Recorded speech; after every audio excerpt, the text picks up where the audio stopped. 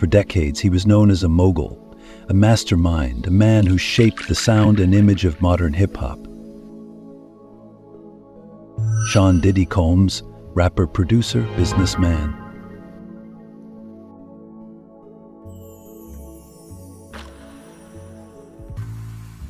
A cultural force whose reach extended from the streets of Harlem to the boardrooms of Hollywood. But behind the flashing cameras and billion-dollar brand, there are stories, long hidden, quietly told. My name is Cassandra Elizabeth Ventura. Or completely silenced. The person you think you know isn't who he really is. In recent months, a different picture has begun to emerge. Sean Combs is a violent man. He told us that he was trying to take us to the top and that where he comes from, people go missing if they talk. One painted not by press releases or platinum records, but by people who say they were caught in the shadows of power. I promised myself that I would bury the trauma. I was going to die with this. In this documentary, you will hear their words, not filtered, not dramatized, just the truth as they lived it.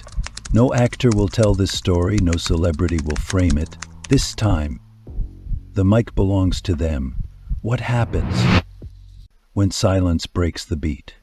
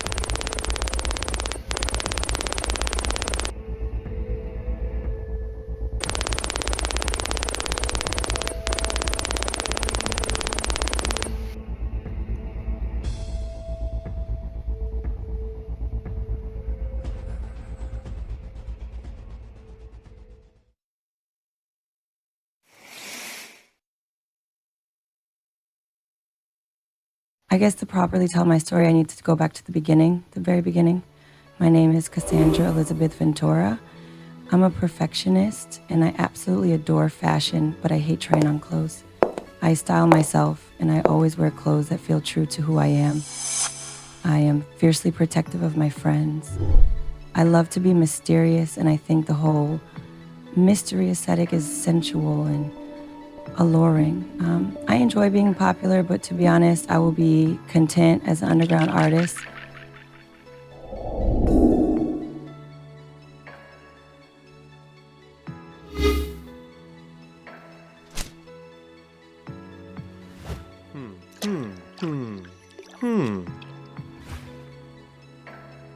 I'm a military brat from Connecticut. I had a carefree childhood, although we did move around quite a bit.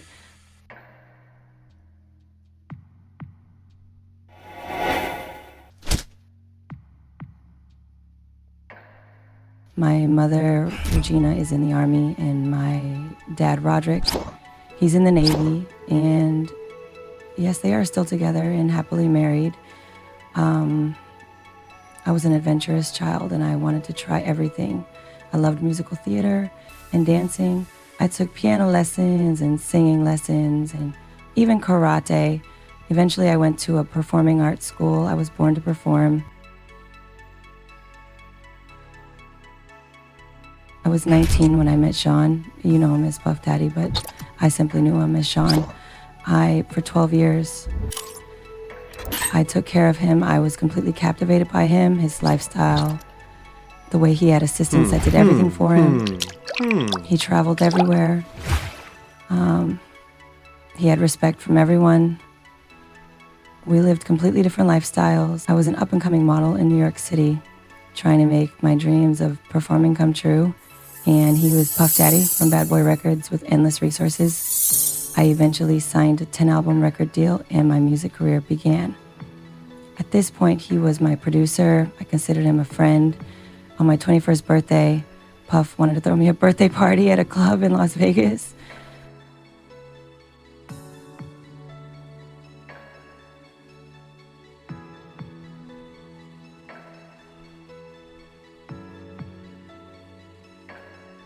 I get there and I see all of these famous people like Britney Spears and Dallas Austin. It was crazy.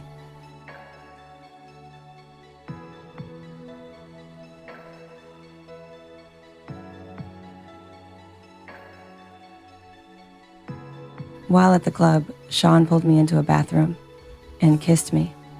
I was really confused at this point.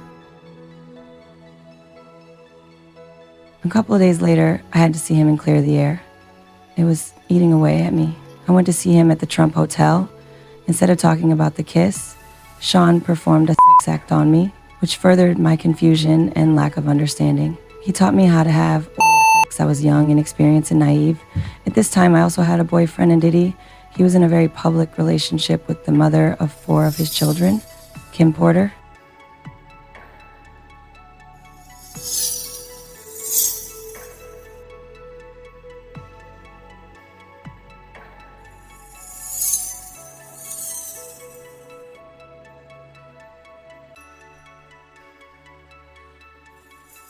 One weekend, Sean got these Blue Dolphin MDMA pills and he wanted us to get high together.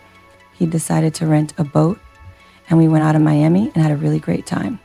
This was when we slept together for the first time and our relationship progressed further. I eventually broke up with my boyfriend, but Sean would never end things with Kim. He remained in a public relationship with her until her death in 2018. This was the cause of extreme jealousy on my part. I think I was just enamored by him. We were having a good time. It was really fun. At this point, Diddy and I were having a lot of fun together. We were loving. Early in the relationship, I would send him messages like, I love you, smiley face. I'll fly anywhere for you. I love you, Cass. Things were really good then. Sean presented me with a proposal one night. He said he had a kink, a fantasy, a voyeurism with a third person. Specifically, he wanted to watch me with another man. This caught me off guard. I was so nervous and confused, but I didn't want to upset him. I wanted our relationship to progress further. We were in love, and it just made sense as a next step in our sex life. So I said, okay, let's try it. I wanted to make him happy. I would have done anything for him. We called these sessions freak-offs, and eventually they became an integral part of our relationship. Sean filmed every session, which he would later use against me. I wanted to stop and forget they ever happened in the first place. There were times that I would have to watch him with other women. Having my privacy invaded became a normal routine. Sean would make me take drugs before the freak-offs, and eventually I became a full-blown opiate addict. Sean's drug of choice was MDMA. He had a steady supply of both. I was high most of the time and didn't feel much of anything. But what I did feel was disgusting and humiliated. Oftentimes, I questioned my reality. I remember being so high but feeling so nauseated from the pills. My stomach was in knots. I was expected to perform regardless, even in that condition. It was a rough time. I remember one occasion when Sean wanted to fill a kiddie pool up with baby oil. He wanted me to get in with my clothes, shoes, everything on. He always wanted the baby oil heated, and he wanted me glistening in it at all times. You know, I didn't want to do it. I dreaded it, but Sean wanted it to happen, so it happened. They became a weekly occurrence. We would freak off in different locations, mostly in hotel rooms, The locations were in New York City, Miami, Los Angeles, Atlanta, Las Vegas, Ibiza, and Turks and Caicos. Assistants and security guards would stock the room with condoms, baby oil, and lubricant. Eventually, I just didn't want to do it anymore. He didn't care. At this point, I started to see a different side to Sean, a side that really scared me. When Sean was angry, his eyes would go black. He manifested into a completely different person. The version of himself that I fell in love with was no longer there. Every argument we had turned physical. Sean became an extremely angry and violent man. People saw him as powerful and charming, but I saw the other side to Sean Diddy Combs, the abusive side.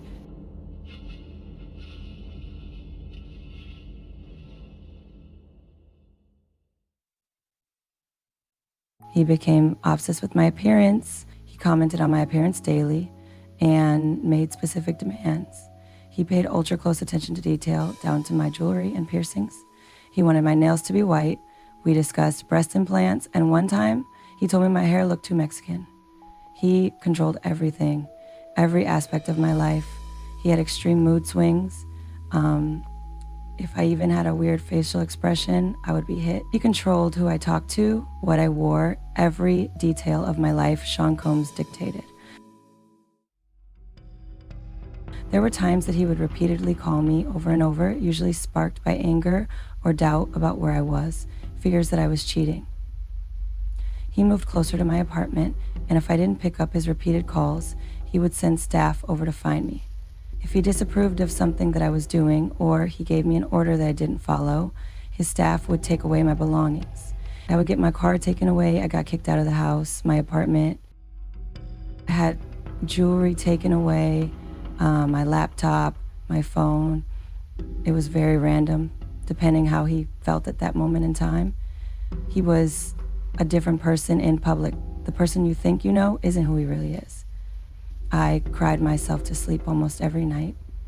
It wasn't just physical, it became psychological torture as well. He'd isolate me from my family for weeks.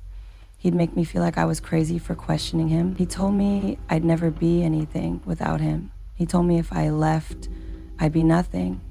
He told me he would ruin me if I ever left. He filmed everything without my consent. At this point, I wasn't living, I was surviving. I started to believe I deserved the way he treated me. I was living in constant fear. I remember one occasion when Sean hosted a party at a club called Ace of Diamonds.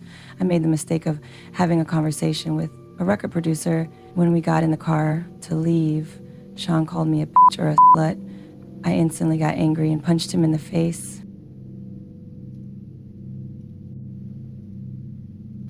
After I punched him, he attacked me. I moved to the floor and tried to cover my face. He was trying to stomp on me with his foot. I was getting really, really badly beaten. The 10-minute car ride seemed like forever. An assistant and a bodyguard were in the car with us.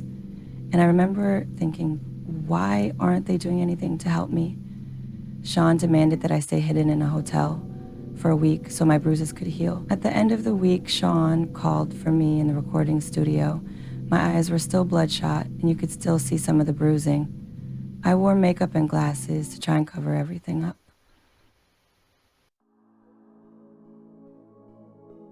Eventually, things started to change. I yearned for special time with him. He stopped talking to me. He would try and rush me off the phone. This hurt me deeply. I didn't want his money. I wanted his attention. He started cheating on me. I started to get concerned that he was only with me for freak-offs and sex. In one instance, he put a large gash above my eyebrow. This was the time that my mother and my father both learned of the abuse. This incident happened because I didn't answer my phone and went to sleep. I couldn't fight the sleep, and to be honest, I believe a drink at the Abbey had something in it.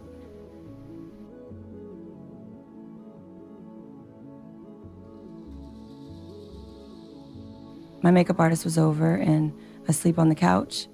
I was supposed to be packing, and Sean was extremely upset. Sean came storming in and was screaming, "Where the fuck is she?" He found me asleep in my bed, slammed my bedroom door shut, and proceeded to beat me.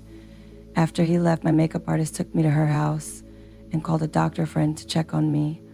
We were concerned I had a concussion. He recommended I go to the emergency room to get checked out. We were so afraid of Sean, I didn't go. Another occasion, Sean found out I was dating an NFL player behind his back. I'm not sure how he found out, but he did. We were sitting in the car on a street in LA. He grabbed my phone out of my hands and started running down the street. I returned home without my phone. My mother was upset about the fact that he stole my phone out of my hands. My mom called the police. We eventually did get my phone back, but he proceeded to take my car, which really upset me.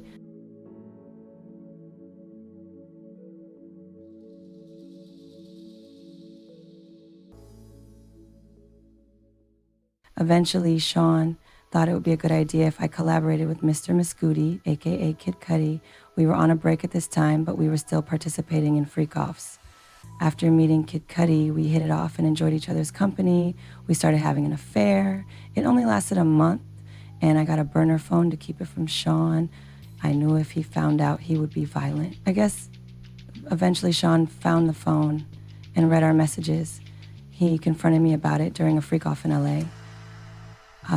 He told me about videos that he had and how it was going to hurt Scott. And I just remember him putting a wine bottle opener in between his fingers and lunging at me. I ran out of the room. He ran down the hall after me. He kicked and beat me.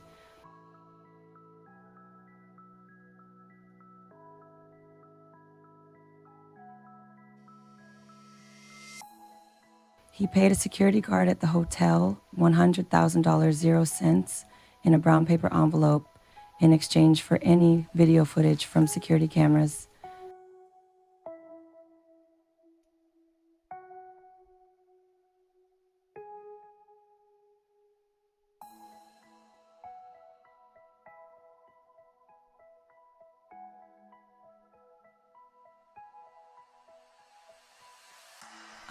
The infamous hotel video that eventually was leaked and went viral.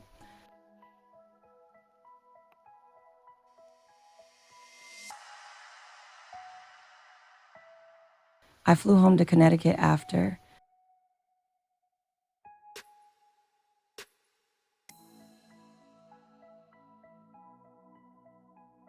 On the plane, I sent my mom an email under an alias I use, Veronica.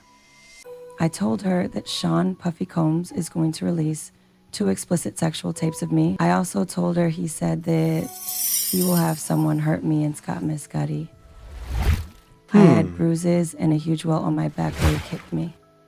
My mother took pictures once I landed. Towards the end of our relationship, I went to Africa to film a movie. While there, I learned that Sean was seeing an old girlfriend, Gina. I was so hurt and angry. I messaged Sean and told him how much he hurt me. I then blocked him and just tried to focus on the movie. I started dating Michael B. Jordan at that time. I wanted to forget Sean Combs ever existed. Leaving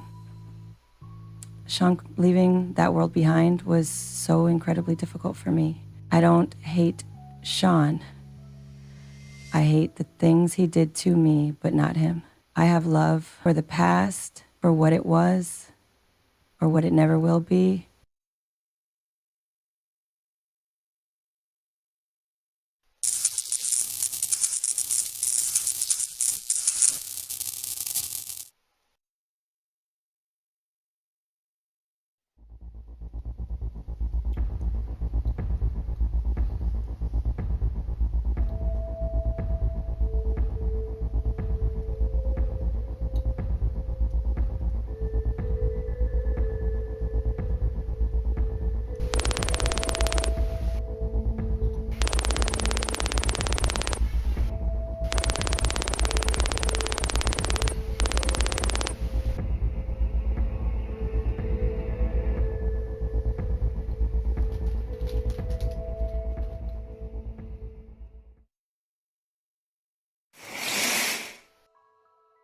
Hello.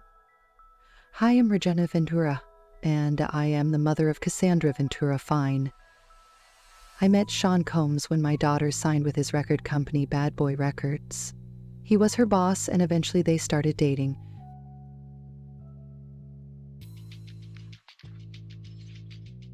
They moved to LA together. I first found out that Cass was being abused when she came home on one occasion and she was covered in bruises. I knew immediately what was going on. One evening, we were visiting and Cassie came home without her phone. I asked her about it, and she told me that Sean snatched her phone out of her hands while they were driving and ran down the street with it. I was so angry that when he came to get her, I confronted him about it. The argument turned physical. I eventually got her phone back and I called the police. It got so bad that I started to take pictures of the bruises. I wanted to document the abuse. One day, I received an email from Cassie. She told me that he threatened her and a guy she was seeing. She told me he was going to release sex tapes of her and ruin her reputation. I was physically sick. I did not understand a lot of it. The sex tapes threw me. I did not know the other person in it, but I did know that he was going to try to hurt my daughter. When she arrived home, I got my digital camera and took pictures of her. Afterwards, Sean was so upset and he demanded that we pay 20 grand to recover costs he spent on Cassie. I was scared for my daughter's safety. The only way we could get that kind of money was take out a home loan. I wired the money to Sean. A few days later, he sent the money back to me. My daughter has worked hard to overcome what he did to her. I'm proud of how far she has come.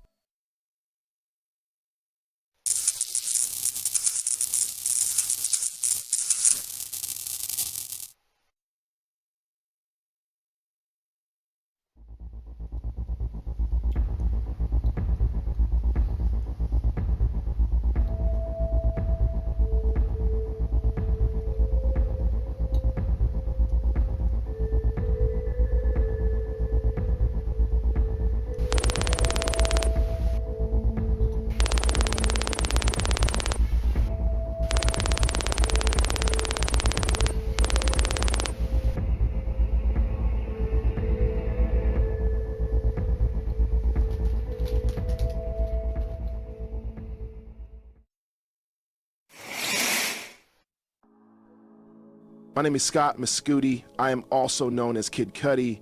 I briefly dated Cassie Ventura. She told me that Sean Combs physically abused her. She didn't say anything about sexual abuse, only that he hit her and kicked her sometimes. One day I received a call from Cassie. She tells me that Sean had found out about us. I was confused, but she asked me to pick her up. She sounded really stressed on the phone, scared, nervous. So I went to go pick her up. I took her to a hotel. She gets a call from Sean's assistant, Capricorn Clark. Capricorn tells her that Puff is in my house and that she was forced to go along. I immediately start heading to my house. I called Sean and I said, "Mother effer, you in my house?" He answered, "What's up?" I asked him again. I said, "Are you in my house?" I told him that I was on my way and that I just wanted to talk to him. I get home and my dog is locked in the bathroom. Some of my gifts that were wrapped were open and spread out on the counter. I couldn't find Puff. I didn't see anyone there. I called Sean and asked him where he was. He tells me, "On my way." I started thinking about the situation. I don't know who he has with him or what his intentions are. So I decided to call the police. They came and took a report. Puff never showed up again. Around the same time, I was out running errands and I get a call that my car was on fire in my driveway. I was shocked. The top of my car was cut open and a Molotov cocktail was thrown in. My car was burnt up. Cass later tells me that Sean told her that he was going to blow up my car.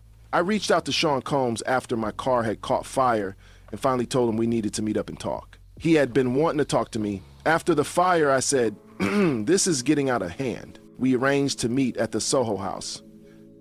When I got there, Sean was standing against the wall with his hands behind his back like a Marvel supervillain. We discussed the whole story about how me and Cassie first started to date, to what it was, to how it ended. His whole point was, we were homies, she was my girl. I let him know that she told me they were broken up. He was super calm. To the calm that I found the whole situation odd. We stood up and shook hands, As I was shaking his hand, I said, "What are we going to do about my car?" He looked right back at me, very cold stare, and said, "I don't know what you're talking about."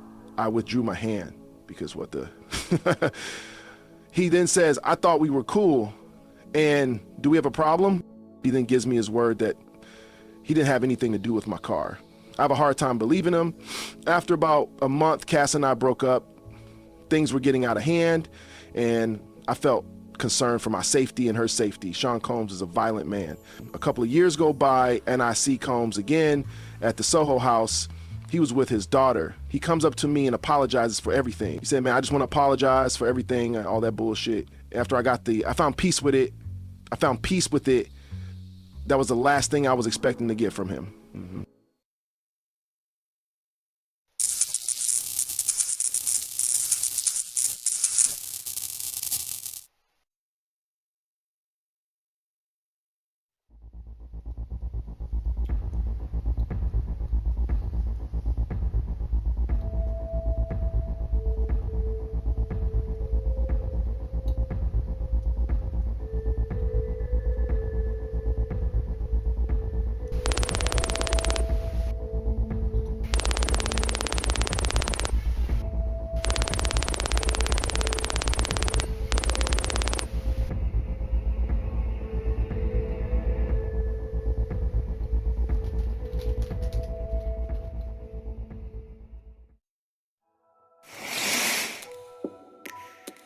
Hello everyone, my name is George Kaplan and I am a former personal assistant of Sean Diddy Combs.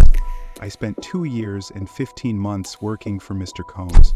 Although I made $125,000 a year, I also worked 80 to 100 hours a week. I was 23 at the time and my whole goal in life was to have a great job in the entertainment industry. I felt so accomplished when I got the job. I'm a young man. This is a god among men. Diddy threatened my job on a monthly basis. It became a regular occurrence. One of my main duties included setting up and cleaning hotel rooms for freak-offs. I was told to arrange hotel rooms for Sean and clean them at the same time. Items that would be stocked in the rooms included candles, baby oil, Astroglide, liquor, $10,000 0 cents in cash, and ketamine. There was what we called a hotel bag, which included all of these items. Sean would have guests in the hotel rooms, usually female, and when his stay was over, I would see lots of empty bottles and baby oil everywhere on the table, on the floor, and on the bed.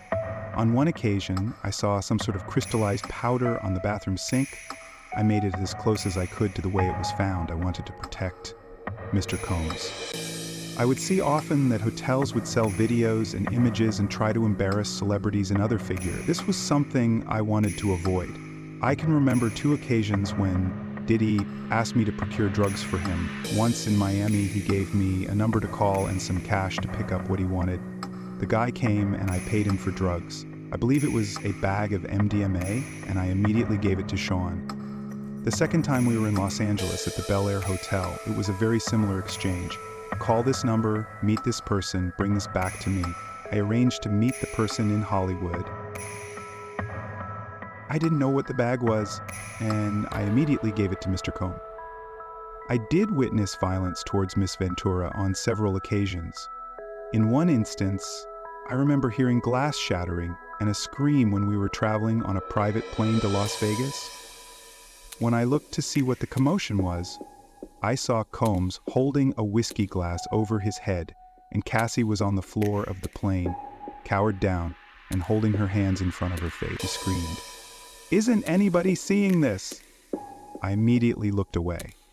I then heard further glass crashing and chaos. No one helped her. We all just pretended it didn't happen. In another instance, Sean called me to his bedroom. When I walked in, I saw Ventura crying on the bed with her head in her hands. She was clearly upset, and it was clear there was bruising on her face. Diddy sent me to the pharmacy to buy an anti-swelling agent, witch hazel. This became the last straw for me. I was a young kid, really just trying to make it in the entertainment industry. This was my first professional endeavor. At first, I thought for a second this might be normal. The central reason that I left my job as Mr. Combs' assistant was that I was not comfortable or aligned with the physical behavior that had been going on, that I had seen pieces of over the course of a couple months. It was extremely challenging because I was obviously extremely grateful to be in the role, and I have a great deal of respect for Mr. Combs. My friends told me this was my Harvard, and I was blowing it. In my heart of hearts, I knew what was happening, and I felt an element of guilt that I didn't do anything to stop it.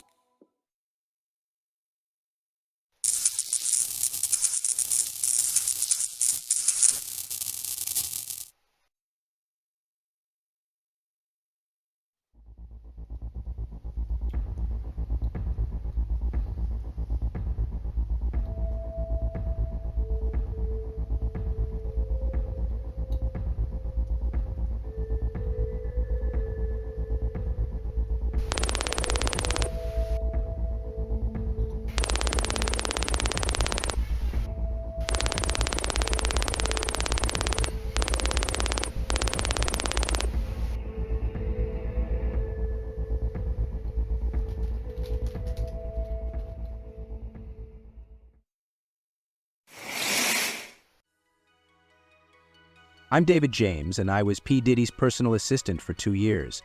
I admired Sean Combs, and I had a deep desire to work for him. I remember studying in London in 2004, and I would wear Sean John clothing. Everyone would always ask me where I got my clothes. It was then that I understood Combs' global reach and his brand.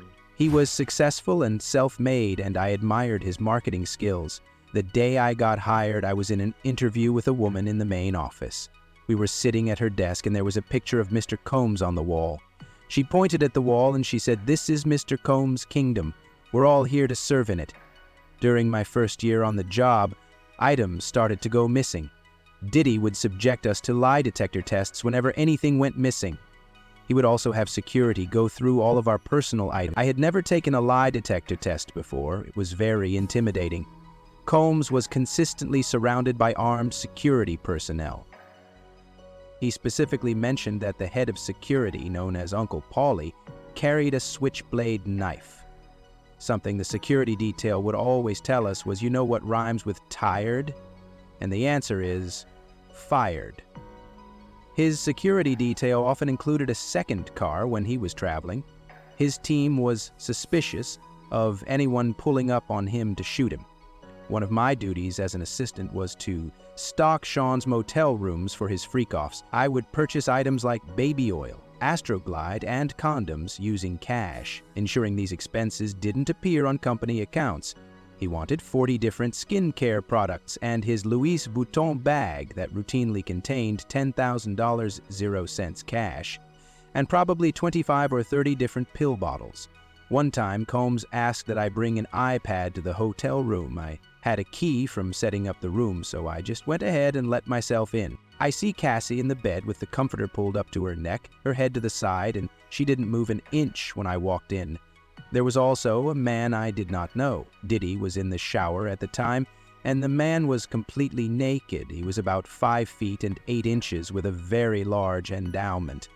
He scurried out as if he didn't want to be seen. Sean would take drugs nearly every day. He liked ecstasy pills marked with the face of former President Obama. He started to ask me to procure drugs for him. Oftentimes it was prescription pain pills, which he asked me to fill in my name. One time, I purchased an 8-ball of cocaine in Saint-Tropez for Sean.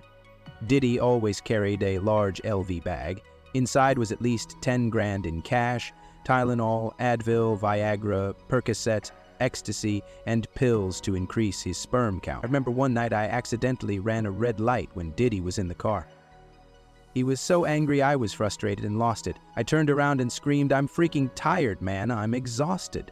I was sure that he would fire me, but he never did. On New Year's many years ago, I decided that I was going to try ecstasy at one of Sean's parties.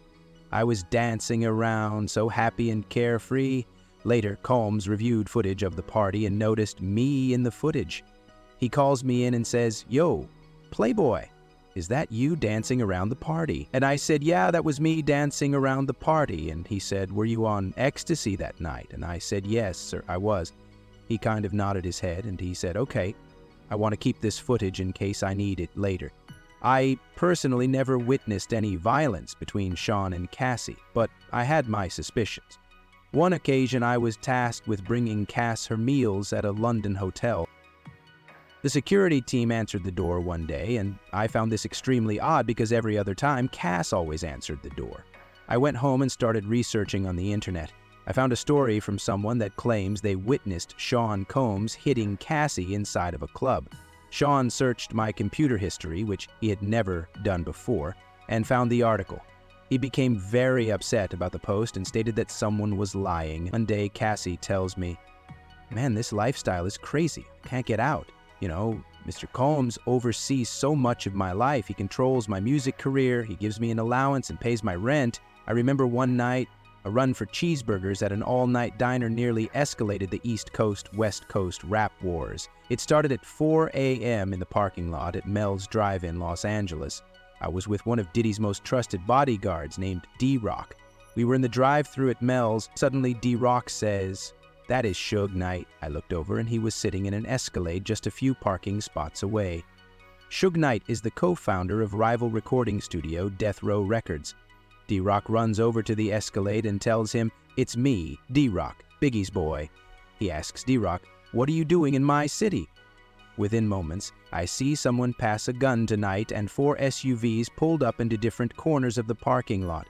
D-Rock tells me to speed off and head back to Diddy's. Once we got there, we tell Combs everything and he suddenly grabs 3 guns and says, 'Let's go.' We go back to the diner and thank God, Suge is nowhere to be found. It was the first time I realized that my life was in danger. I sent my resignation after this incident and never looked back.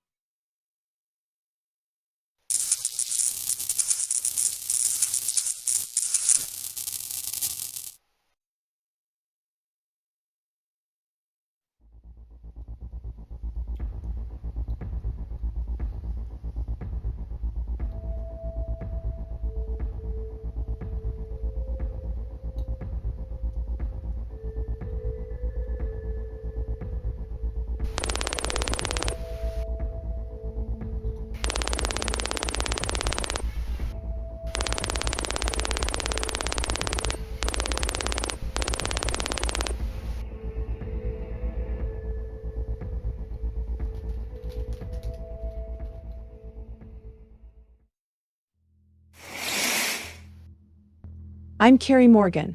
I am the former best friend of Cassie Ventura. Cassie and I often discussed her leaving Sean because of the abuse she endured. Sometimes I would tell her that she should leave him, but she would always tell me she couldn't leave because of her job, her car, her apartment. He controlled everything. I personally witnessed 2 occasions where Sean Combs was violent with Cassie. The first attack occurred in a home Combs rented in the Hollywood Hills. I saw him push her, and I'm pretty sure he hit her. The second attack occurred in Jamaica. I remembered being in the bar area of a home when I heard Cassie screaming, like guttural, terrifying screams. The hallway was extremely long. They were coming out of the master bedroom, and Puff was dragging her on the floor by her hair. Once they were outside, I saw him push her to the ground, and she hit her head. She didn't move for 20 to 30 seconds from a loose fetal position. Once she did begin to move, she had a really big bump on her forehead.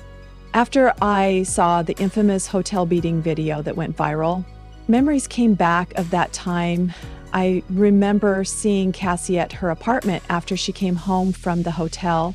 She had her hoodie over her head and she was kind of slumped and dropped her bags. When she pulled her hoodie back, she had a nasty black eye. Sean arrived to the apartment about 30 minutes later. He was hitting the door with a hammer to try and open it. He was yelling. I could hear him in absolute rage. The police came to the apartment, but Cassie refused to cooperate. Sean Combs also assaulted me, which eventually led to the demise of Cass and I's friendship. This occurrence happened at Cassie's apartment. Cass and I were listening to music when Sean and his assistant entered the apartment. All of a sudden, Diddy comes up behind me and choked me. He then threw a heavy wooden hanger directly at my head. The coat hanger hit me behind the right ear and left marks on my neck. I also had a concussion. He just kept screaming at me, "Who is Cassie cheating with?" After the attack, I recognized that Cassie had ran to the bathroom and locked the door. I looked over at Puff's assistant and he just shrugs his shoulders. I don't think he knew what he could do about it. About a month later, Cassie and I met at a pizza place to discuss a $30,000 0 cents payment that Combs made to me after I threatened a lawsuit over the alleged attack. Cassie told me she thought I was milking it, that I was over-exaggerating. We never spoke again.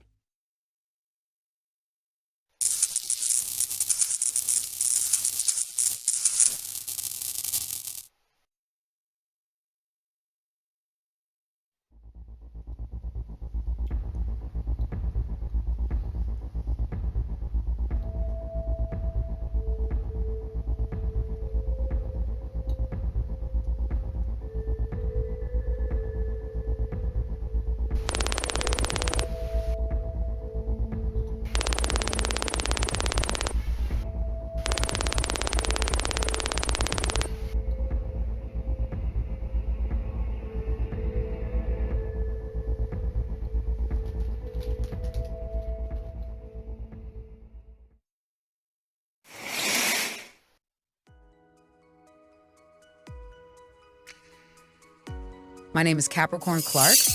I was a former personal assistant to Sean Combs, also known as P. Diddy.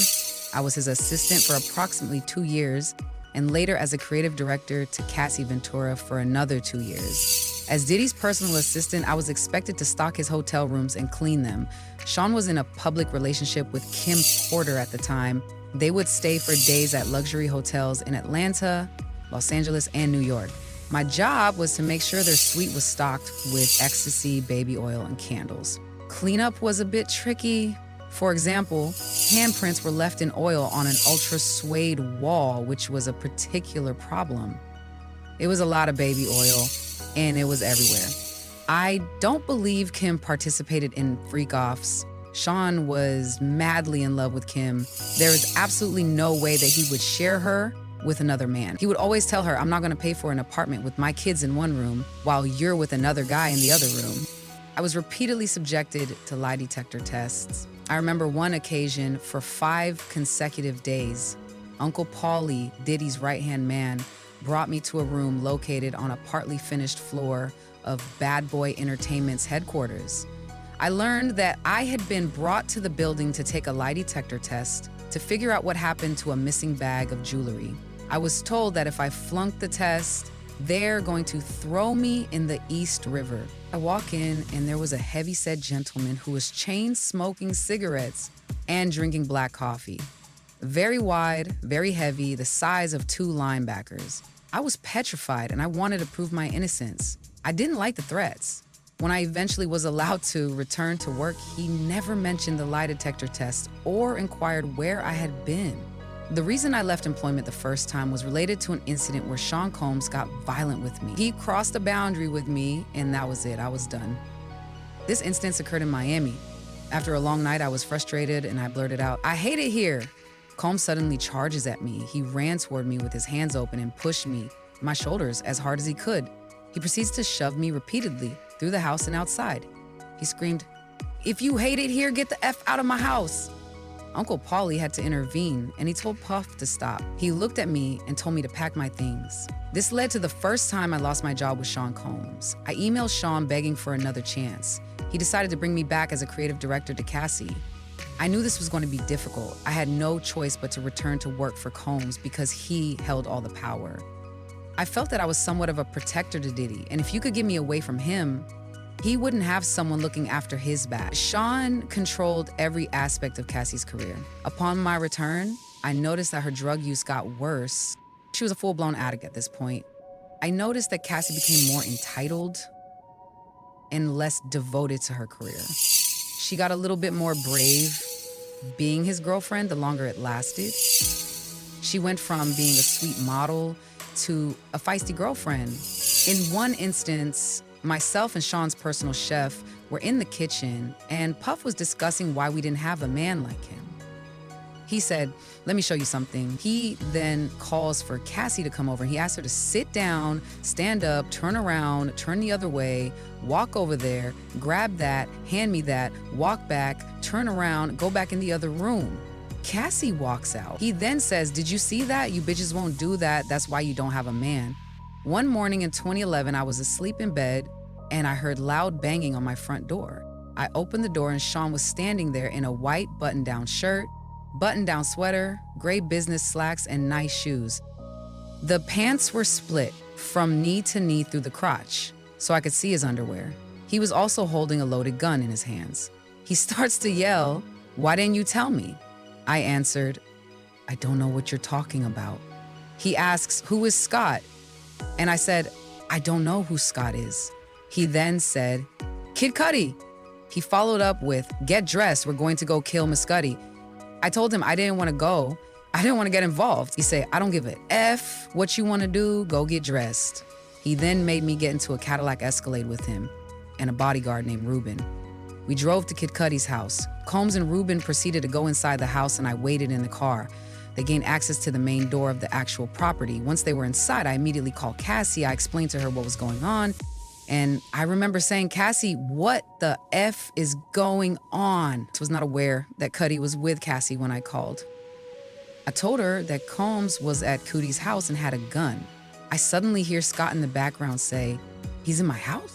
I told Cassie to stop him. He's gonna get himself killed.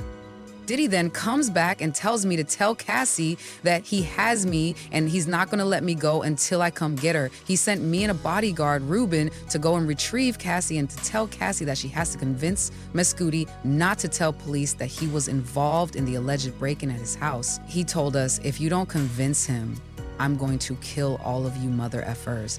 We go and pick up Cassie and bring her back to Diddy's place. The moment she gets out of the car, Puff was standing there in a robe and his underwear, and he immediately began kicking Cassie.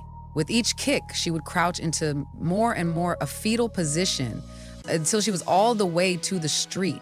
Every time she got kicked, she moved back and remained in a full fetal position. I started to panic.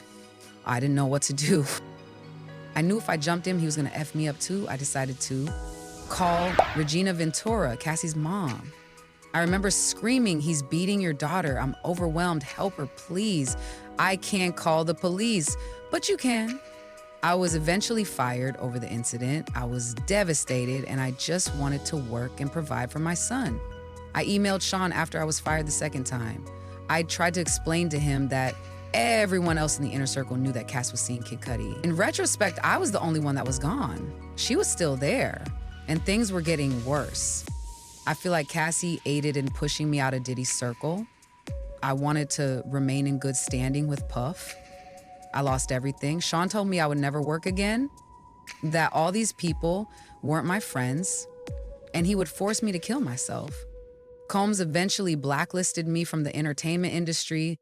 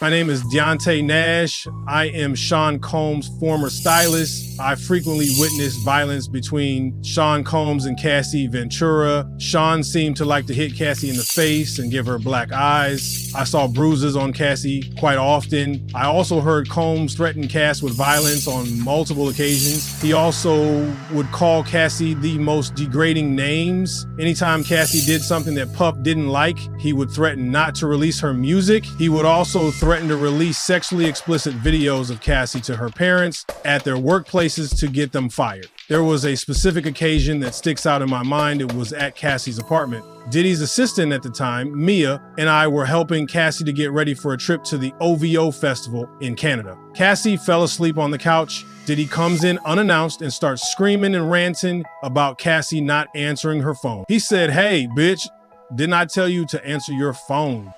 He then drags her off the couch by her hair and began punching her. It was very hard to watch. She was in a state of complete rage. Mia and I try to stop the attack. I jumped on Puff's back. He throws me off. Mia does the same thing and gets thrown off. The whole time he is just beating Cassie over and over. Cassie hits her head on the edge of her bed frame. All of a sudden, blood starts spurting out. Suddenly he noticed the blood and he just panicked, saying, "Look what you all made me do." After he calms down, Combs states that he would have his bodyguard, D-Rock, take Cassie to the plastic surgeon as soon as possible. The next day, I FaceTime Cass and she has a huge gash on her forehead that needed stitches. I didn't report the incident to police because I feared retaliation from Sean. He was a very violent man.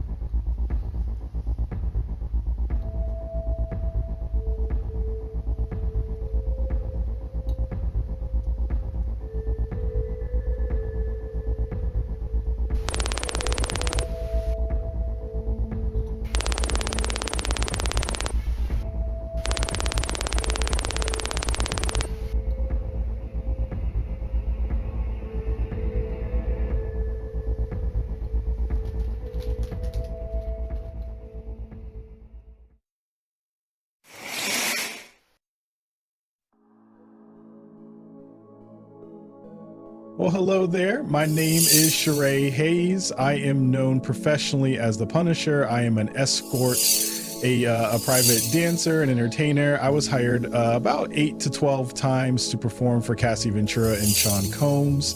I was hired to create a sexy scene, but I understood it could escalate to more sexual activity, whether it was oral sex or penetrative sex. It occurred to me at some point that this appeared to be like a fetish thing. I advertised my services on a website which included my phone number. The first time I was contacted, I received a call from Cassie. She stated her name was Janet and it was her birthday. She said her husband said she could hire a dancer. I was instructed to go to Trump Tower on Central Park West to perform a striptease. When I arrived, Cassie greeted me in a bathrobe with nothing on underneath. She told me that she didn't want me to actually dance. Instead, she wanted to create a sexy scene that included the application of baby oil while her husband watched. She handed me a stack of money. I was specifically told to not acknowledge her husband, try not to look at him, no communication between me and him. He enters the room. The man was nude, but I could not see his face. So it was basically a nude male with a veil on. He was carrying a bottle of Astroglide lube. I used the product myself, so I recognized the purple cap. There was a table and chair, so he sat behind the table and chair. I noticed that at times he was masturbating. At some point, the man stood up and left the room. Cassie followed him out. I sat there waiting. When Cassie came back, she asked me if I wanted to finish. I declined. I said I was good. As long as they were happy, I was happy. She said, that's what we wanted. And I was handed additional money. It was an additional $1,200, 0 cents. I did not recognize the man Cassie referred to as her husband, but I came to learn in subsequent encounters that it was Sean Diddy Combs. Each encounter began the same way. The rooms were dimly lit and included candles. Sometimes music would play in the background, and the furniture was always covered in sheets. There was an area pretty much for me to sit and for her to sit across from me. There were bowls of water and bottles of baby oil. Combs would eventually enter the room, and I was instructed not to make eye contact with him or speak to him. He would provide very specific instructions: sit in the distance, give subtle directions to Miss Ventura, move the candle again, position your body again. He would direct on angles, lighting, positions, and sometimes sexual activity. At some point during the encounter, Combs would instruct him to finish. Finishing is a term for having an orgasm. We always went through a considerable amount of baby oil. It was preferred to keep our bodies covered, I guess the look of it to shine, or whatever it was implied and known by me to keep the bodies covered in baby oil. I was paid either $1,200, 0 cents, or $2,000, 0 cents for each encounter. I would always be paid in cash at the freak off. Mr. Combs normally kept his distance during the encounters, but there was one occasion when he approached me, he threw some condoms at me and said, "I'm ready to see you F her." In that instance, I could not perform, me personally, a sexual scenario with a woman's partner present. Giving directions was not the norm for me. There were times that I would use Cialis, Viagra, and other erectile dysfunction substances. Anything that could help me perform is a lot of pressure. This was my last encounter with Cassie and Sean.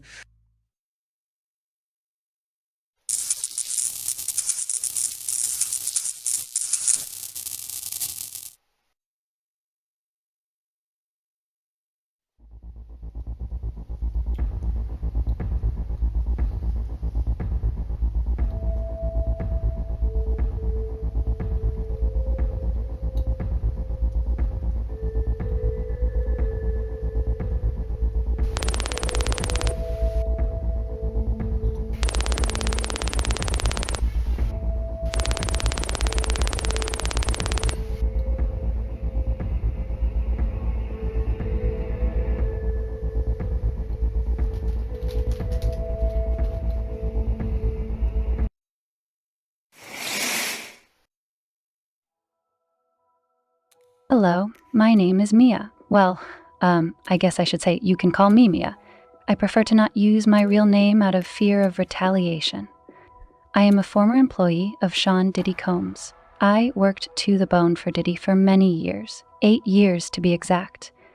I moved to New York from Virginia with a mattress tied to the top of my car and a heart full of dreams. I got the job with Combs after first working for fashion designer Georgina Chapman and later as an assistant to actor Mike Myers. Combs greeted me in his underwear for my first interview. I worked 24 hours straight my first day. I once worked 5 days straight without sleeping. I was relying on Adderall to keep me going. I started to have a physical breakdown.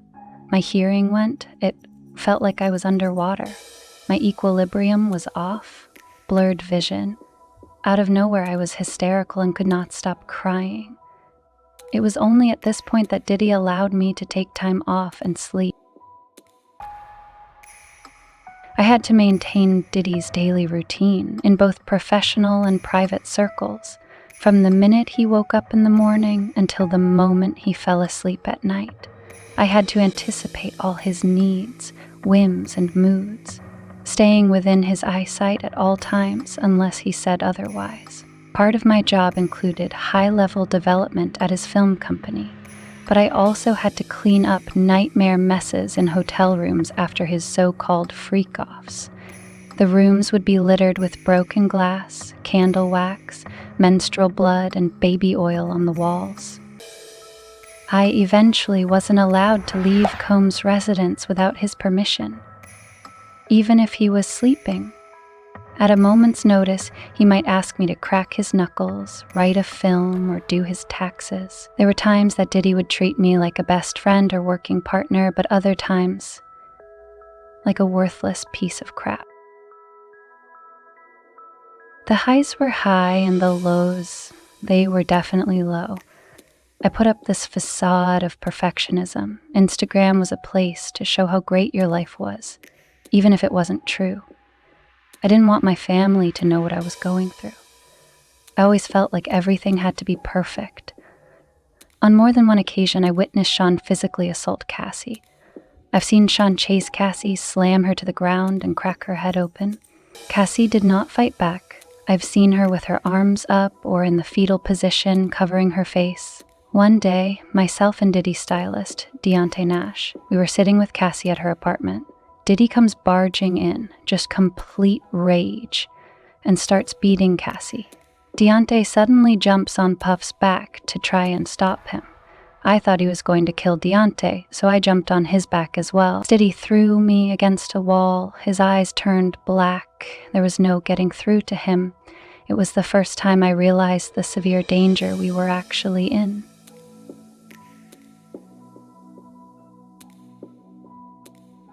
Cassie hit her head on a bed frame and had a large gash above her eyebrow. It definitely needed stitches. Diddy instructed me to call a plastic surgeon and report that Cassie injured herself while drunk. I thought that was the only way to get her help, so I complied. Another time, we had a scary encounter during a trip to Turks and Caicos with Diddy and Cassie. I woke up one day to Cass racing into my room and begging for help. She said, "You gotta help me, he's gonna kill me."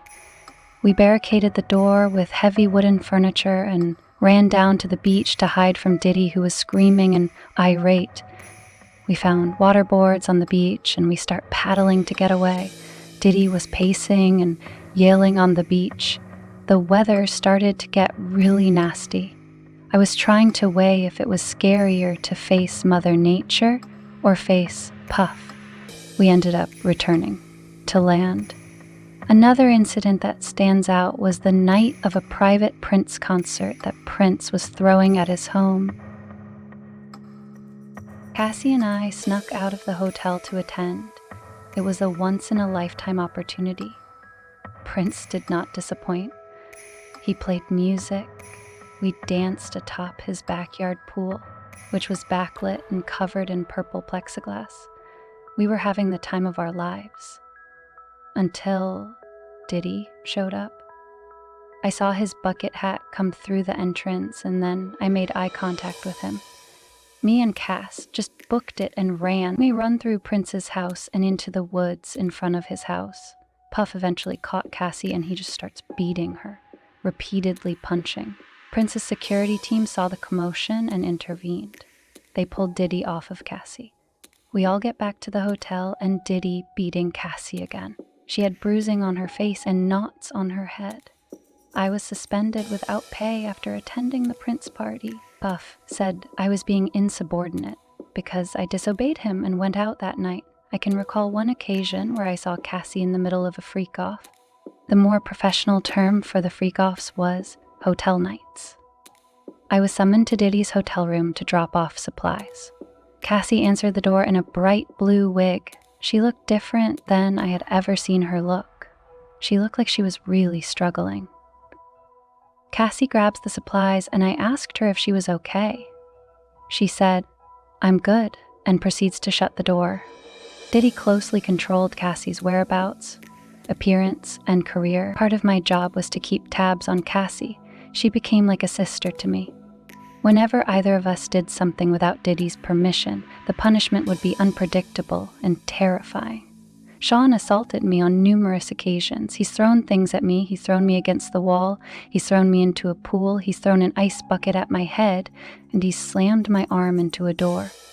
He has sexually assaulted me as well, numerous times. Too many to count, actually. He had this hold over me.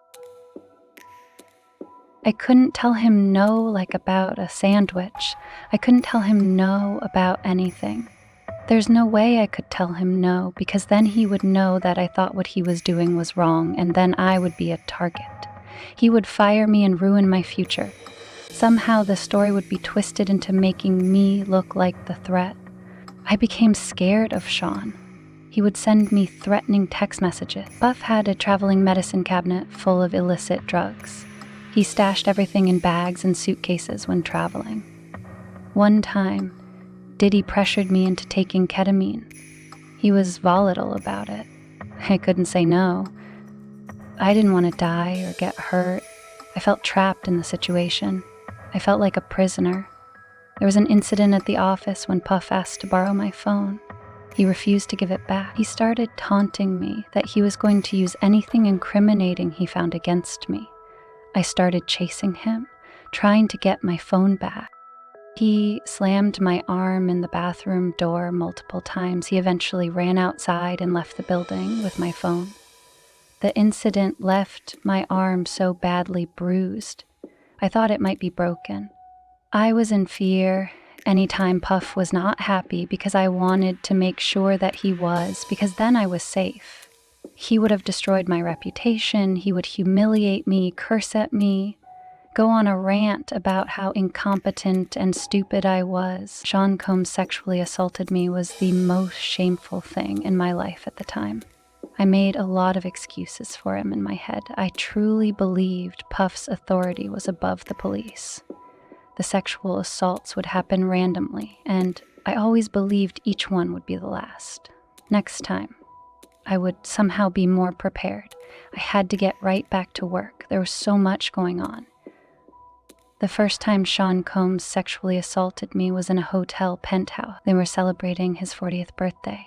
He poured me 2 shots of vodka, which hit me much harder than I expected. Suddenly, Combs was leaning in for a kiss, and he put his hand up my dress. I was mortified, I was shocked, and I froze. I didn't process what was happening. My next memory was waking up in another room on a chair. I convinced myself that Combs was drunk, and it was probably a huge accident. But then it happened again. I recall another instance that happened at his place in LA. I was taking a nap in the guest bedroom. Sean had this thing where he didn't allow locked doors at his place. Diddy snuck into my room and climbed on top of me while I was sleeping. I woke up to the weight of a person on top of me. I then hear Combs' voice and he told me to be quiet. He put himself inside of me. I just froze. I didn't react. It was very quick, but it felt like forever. Another time, I was in Combs' closet, packing a bag. Puffy ambushed me and forced me into performing oral sex on him. The assaults left me terrified, confused, ashamed, trapped, and scared. I blocked many of the assaults out. For example, once I was on a private jet with Diddy, and while in the air, Combs pushed me into the plane bathroom. I tried to get away and explained to him that others on the plane might hear things. I don't remember anything that happened after that statement. I blocked it out. My memory goes blank because I suppressed them. All that I'm left with is a dark, horrible feeling in the pit of my stomach. I truly believed that if I said anything about what was happening, Combs would crush me. Human Resources was only around if Diddy wanted to punish you. One of Combs' assistants was fired for raising concern about the physical abuse Combs was inflicting on Cassie. I promised myself that I would bury the trauma. I was going to die with this. I didn't want anyone to know, ever. This was the most traumatizing thing that's ever happened to me.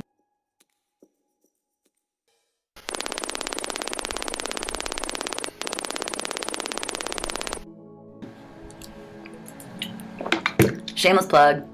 Gotta put my lip gloss on. Poppin'! Puff Daddy, the living legend himself. You have not only revolutionized the game, but the entire world. I'm so blessed to call you my friend. Thank you for truly being one of the biggest inspirations in my life. To another 44 years of brilliance. Let's fuck shit up. I love you. Happy birthday. Revolt.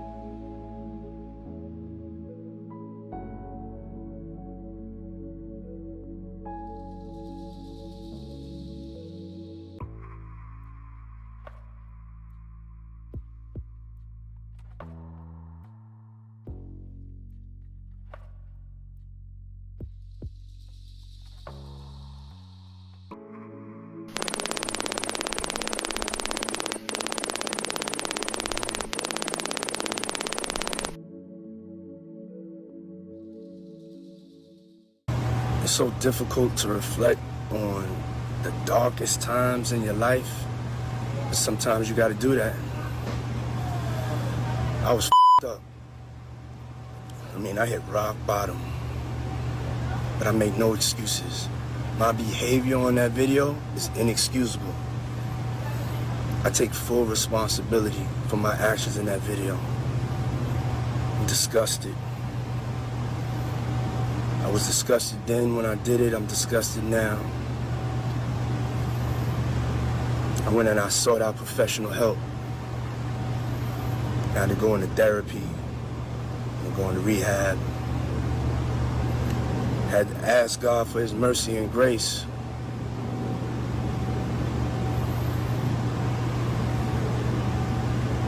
I'm so sorry.